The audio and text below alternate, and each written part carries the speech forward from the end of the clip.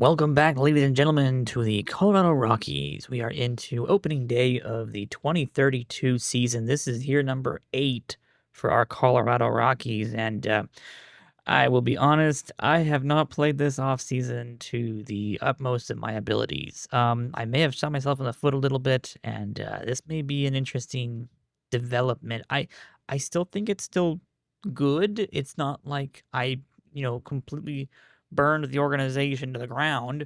I may have just unfortunately fought for. I may have fought to try to make Riley Green's contract go up a little bit in free agency, just so that way someone didn't sign him for like $30 million and make it look stupid. And unfortunately, I actually got him back, which was not the intention. So we ended up having to make some trades to make the season work for money wise. We have done it. We're okay. But unfortunately, we did acquire Riley Green back. And we'll talk about that in more depth in just a second here. So let's start with the end of where we left off last time, which was actually the top prospects being published, which has been updated since then, because of course it's updated since then at this point. But the active roster size is now 25 players. So MLB decided to drop down the active roster size to 25. We have unfortunately been having to work with that now. It's not great. I don't think this would ever happen in real life, but you know what? It happened. We had our gold gloves come around, and we had gold gloves for Drew Romo, Charlie Condon, and Jaden Stroman. Now, Drew Romo's no longer on the team. Stroman is going to be moved to shortstop at this point. We'll have to see how that all turns out down the road. And it was fun to also see Brenton Doyle still getting the center field gold glove for San Diego as well. We did give Drew Romo over to the Giants to make up some room, and we'll talk about that in a little bit when we get around to our one acquisition in free agency. For the Silver Sticks, or basically the Platinum Silver Slugger Award winners, I think we only had Riley Green on our team, and I'm not quite sure why. I mean, Josiah Hartshorn won it in right field. He had a 2.1 WAR. He was not bad, but he wasn't that great. Kind of a bit of a weird year for the Silver Sluggers. Soto got it for first base. He probably shouldn't have gotten it. Should have gone to Condon. McLean got it at second. I think we can do better than that personally, but we'll see. There's some good people out there. Regardless, Torey Lovello won the Manager of the Year. This is his fourth Manager of the Year. He got it in 2017, 2026 when the D-backs won the World Series, and he has now won it in back-to-back seasons with the Colorado Rockies. So he is an excellent coach, excellent manager, and we're happy to have him still on the team at this point. I don't think he's gotten any worse on his. Yeah, he still wants to be in control of the bench coach. I'm perfectly fine with that. He's in control of the player strategy settings and the lineup and pitching staffs now. So he's getting over a little bit more of the control of the team, but at the same time, we are winning and we're kind of just playing as GM anyways, so it's actually a pretty good fit. Of course, Larry Kunkel is unanimous winner of the Cy Young Award. He did get, I believe, one first place vote in the MVP award, but if he really wanted to be in the MVP ballot voting, he would really need to have like a 9 WAR season. That's basically what you need to have. So maybe if he has an even better season this year, he can get that. He did get one development over the offseason. He completed a training in his secondary pitch. It was outstanding, if my memory is correct. It should be okay. It was not outstanding, but it was good. He increased, I think it was his slider, yeah, up to maximum potential and a little bit beyond. So his stuff is now 92 over 92, 72 out of 76 movement, and 72 out of 73 control. He still has a little bit more time to develop that changeup. That just really rounds out his 6 pitches at this point. I don't even think it would do anything at this point. So Larry Kunkel is ready to go. He is ready to go. He's ready to rock and roll for the next, what at this point, 1, 2, 3, 4, 5, 6, 7 seasons with us, basically, all the way till he's 35 million, and then he can opt out if he wants to, or keep going with us. I might be starting to kick myself in the pants for having to even give him a chance to opt out at this point, but I also want to make sure that, hey, if we can renegotiate or do something better by that point, if that's required, then we have to do that. And it might be something we don't like to do, but at the same time, I can't really the money that he wanted, because we had to lump so much of it into the second half of his contract. I would prefer him to opt out and then for us to renegotiate his final, 7 or 8 years, maybe even his final 10 years, if that's what it takes to really be able to do that. Will Vest did accept the qualifying offer. This is the one person we kind of were suspecting would accept the qualifying offer, but he also is our best relief pitcher now. He's kind of our only good relief pitcher, so he's worth a qualifying offer, and then he'll be going to free agency next season. Riley Green did not accept the qualifying offer, and neither did Ezekiel Tovar. So both of them hit free agency. There were a couple of good international free agents as well. I believe one of them was yeah, Suzuki was not too bad for a first base prospect out of the international system. Mario Velasquez ended up going to the Houston Astros. He's a very good third baseman, potentially first baseman. I think he'll be first base for the Astros. Kind of reminds me of Jose Abreu to an extent here. But we'll see if that power actually lives up to its name, or if it's kind of just all in name and not in anything else. Oh wow, one of the people is still a free agent right now. I'll have to see if maybe we can sign him for a minor league deal and have him develop a little bit. But Yoshitake is the other person signed by the Yankees for $31 million. He's a very good shortstop. Still kind of looks similar to what was it, Gamboa? Yeah, Gamboa, who they got 2 years ago. So they've now got two basically identical players who are all about power and eye and a little bit of defense. Gamboa steals a little bit more, I think. I think his defense is also slightly better technically. So they're going to end up having Gamboa go and play shortstop, I believe. And then they're going to be having, no, Yoshitake is going to be playing shortstop, and Gamboa goes to play DH. I don't know why. I would say just have one of them learn how to play second base or something at this point. I mean, I guess Gamboa could probably play third base. We'll see if they want to do that. But they picked up Tristan Cassis, and he's expected to play third base for them this season. I don't know what the Yankees are doing. The Yankees are doing some weird stuff, but they ended up picking up some really big bats. They now have four really good hitters in this organization. They're gonna be a troublesome little team at this point moving forward. They also still have Reese Olson and Shane Bieber, very old veterans at this point. They really don't have anything like young and up and coming. I don't feel like. Um, Kramer's their best prospect. He's not too bad, but he's not great.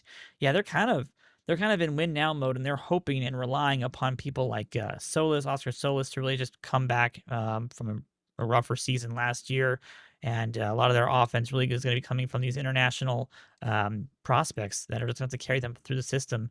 They did win the World Series, 2 years ago, but they were barely above 500 last year, and it's going to be even tougher this season with a pitching staff that's really more reliant upon how healthy people like Shane Bieber can be now that he is wrecked at this point. So we'll see how that goes, but the Yankees are expected to be a competitor moving into the regular season at this point at the very least.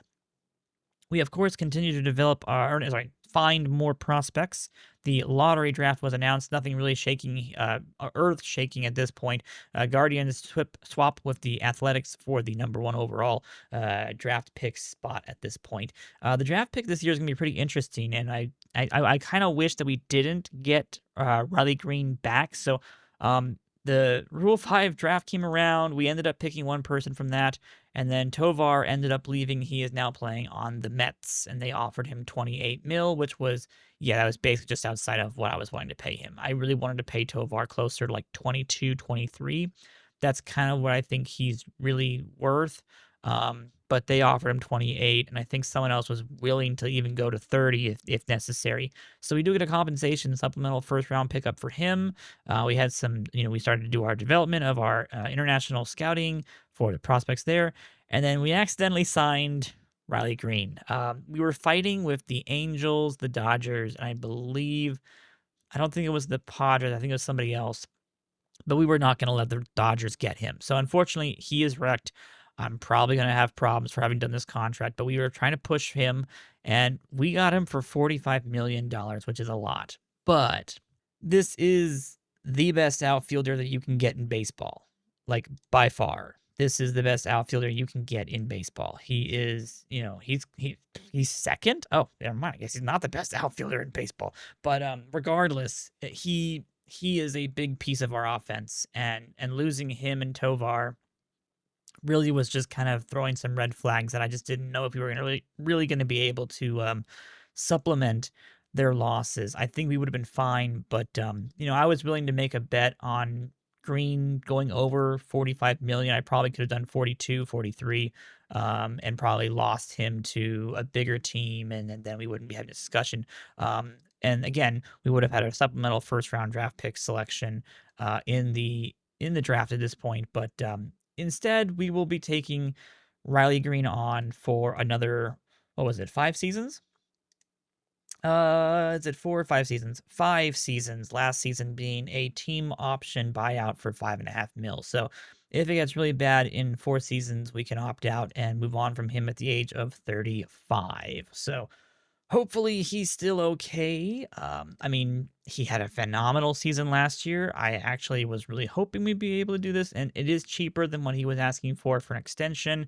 I probably should have still offered him an extension of like 40, 42-ish and just seen if he bit for like 3 more seasons maybe.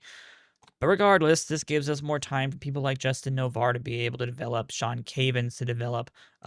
It just gives us a little bit more time to be able to start working through some of our prospects to make sure that they're good to go. And then maybe if we feel the need to, we could move him to a really big organization that can afford him, for some prospects or for something like that. We'll see, but it's a mixed bag. I like the idea that we're taking him back on.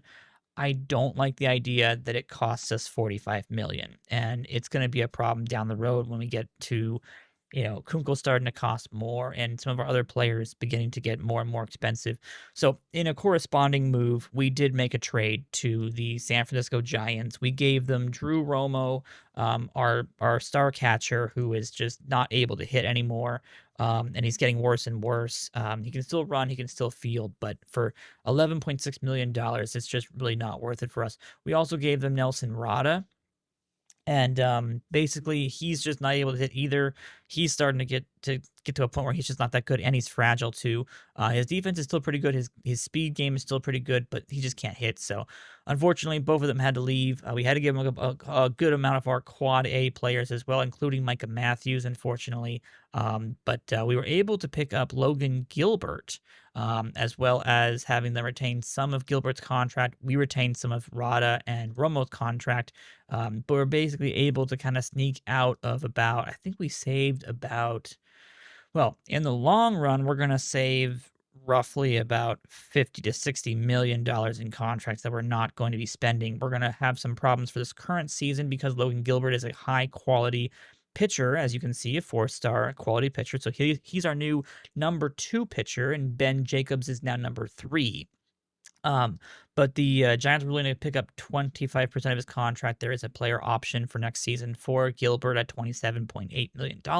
I do not expect him to pick that up because he's currently at 32.5, and he's probably going to want something closer to 30 for the next couple of seasons. So we are expecting to basically kind of just move all that money away, and we'll be able to drop back down next season to a much more comfortable position with our money management at this point. And again, that was just mostly because of the fact that we somehow managed to retain Riley Green for his contract.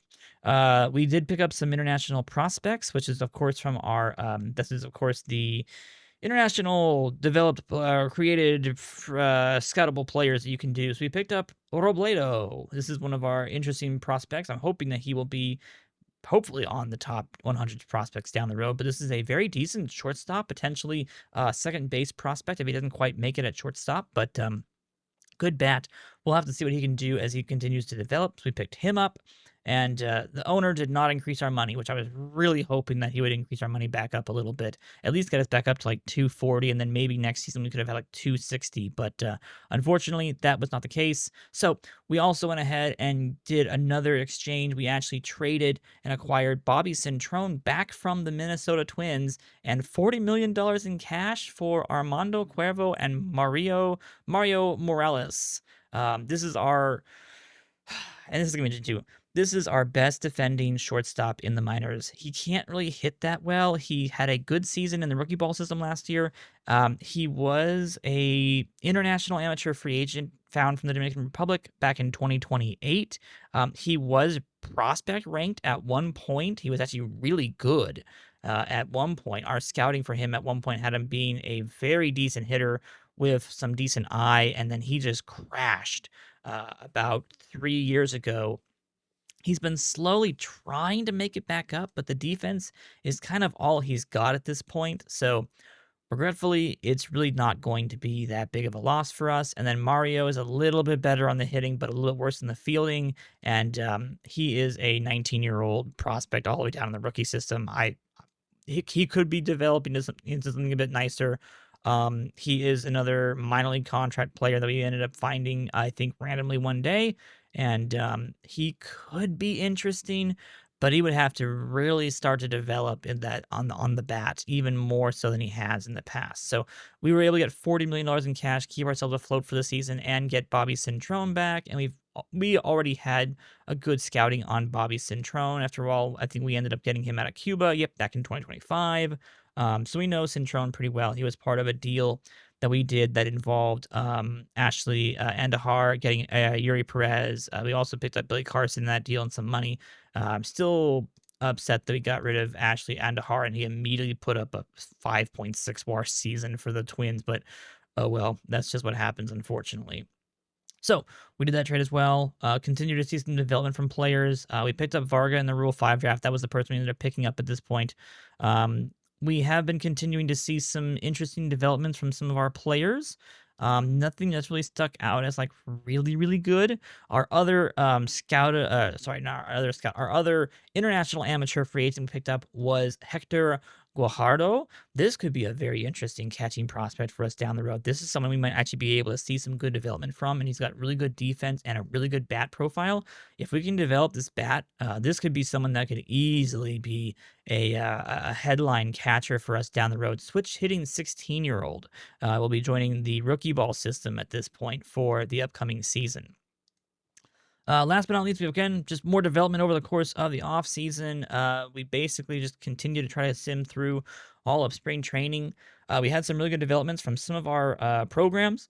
We were able to see some good stuff coming out of those programs. Basically, Dominguez got some really good work on his curveball. He's now, just looking better and better. He looks more and more like the pitcher we were kind of hoping he might be able to develop into. I still wish he had more on those ratings, but you know what? We'll take it as it is. Mercurius gets a little more development as well. And then, of course, Jaden Stroman gets some more of his eye developed. And this is where we get into some fun stuff. So, Jaden Stroman is going to be our starting shortstop for the upcoming regular season. He's a 79 rated shortstop, so he's actually good enough for this.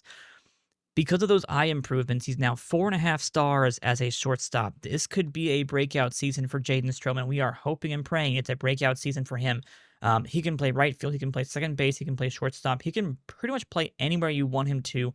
Third base would also be an option as well. But he's going to be a huge piece of our offense and our defense moving into the regular season at this point.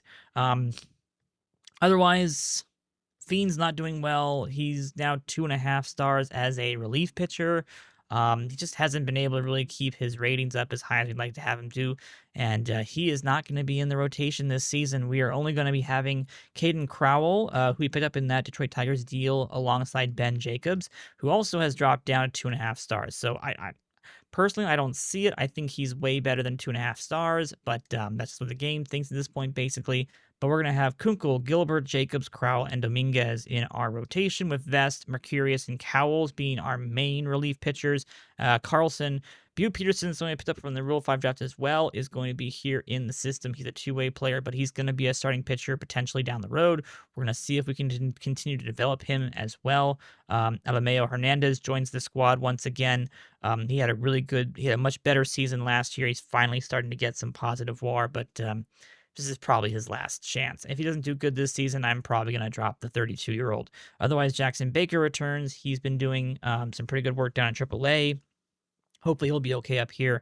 I'm hoping that some of these starters who are being converted to relief pitchers are going to be an okay situation for us to use. Cowles and Mercurius are kind of susceptible to some of the being batted around situations, and we're gonna have to think about relief pitchers down the road, but we should be okay for right now. And of course, having Kunkel and Gilbert and Jacobs and Crowell at the top of our rotation is pretty solid. And then we have our lineups for the upcoming regular season. We're going to have Green out in left again, Merrill in center, and Roberts Jr. out in right field. Witt Jr. is going to be back at third base. Stroman picks up the shortstop position with Holiday back over at second base and Condon at first. Terang is going to be our DH for right now. He is our backup utility player. I do not expect him to play DH for the entire season. He had a really good eye development in the player development programs, but we're gonna see what we can do about him. He'd be really good if he could get on base with the walks and the singles and not striking out and then stealing a bunch of bases. That's kind of what we're hoping for. And then he can be a backup infielder for those two up the middle. We are going to be having, of course, Varga in the depth system as well as McPherson, our backup catcher, and then Quinton Young is going to be our depth player for third base and shortstop at this point.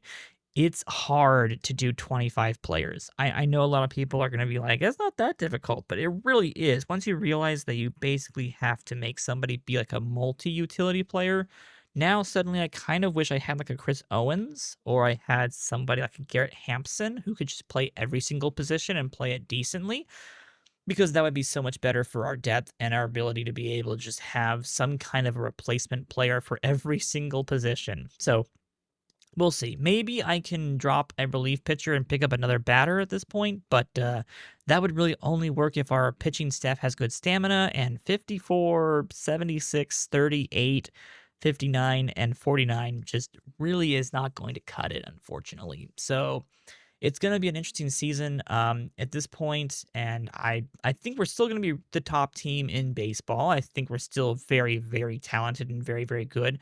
Novar and Muland are going to be our two prospects on the top 100s. That's 29th for Novar and 81st for Muland at this point. The Guardians continue to have the best prospect system in baseball, 271 points. That's, of course, mostly because of McCamey, and I think he's expected to be in, AAA this season. He's fragile already. Wow, that's not good at all. The Mets have the number 2 overall prospect in Estrella. That is a very solid left-handed starting pitcher. Wow. Just out of high school, basically drafted, what was that, 2 years ago? And he'll be getting a full season in the rookie system this year. So we'll see how he develops. But otherwise, it's going to be an interesting season. Ooh, the Oakland Athletics have got a pretty good prospect here in Eduardo Jenner. Interesting. Regardless, it's going to be an interesting season for everybody in the Major League Baseball situation. Our preseason predictions have us slotted to win 97 games. I think that's way too low. I think we're going to be way higher than 97. They do expect big things from Gilbert and Kunkel. Witt is on Witt Jr., of course, Holiday and Condon. I don't know why he doesn't have Green on this list, but I guess he's not expected to be as good. I don't know. We'll see. But I do expect big things from Riley Green, maybe even also Merrill, I think. Yeah, Jackson Merrill should be on this list as well. So we should still have the best offense in baseball by far. And we probably should have one of the better pitching staffs just because of the fact that we have Kunkel. So all that said and done, ladies and gentlemen, that is our off season of 2031 into 2032. This is going to be year number 8. I don't plan on making any changes to how we're doing our videos, even though we've already gotten into the OOTP 26 time frame. I do expect to be starting up a new playthrough in 26 when we get done with this one right here.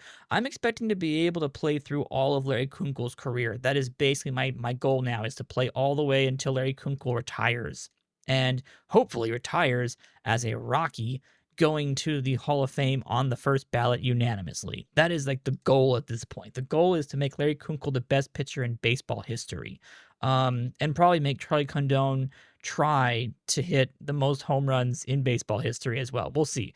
We'll see what we can do, ladies and gentlemen. I will see you all in the next episode.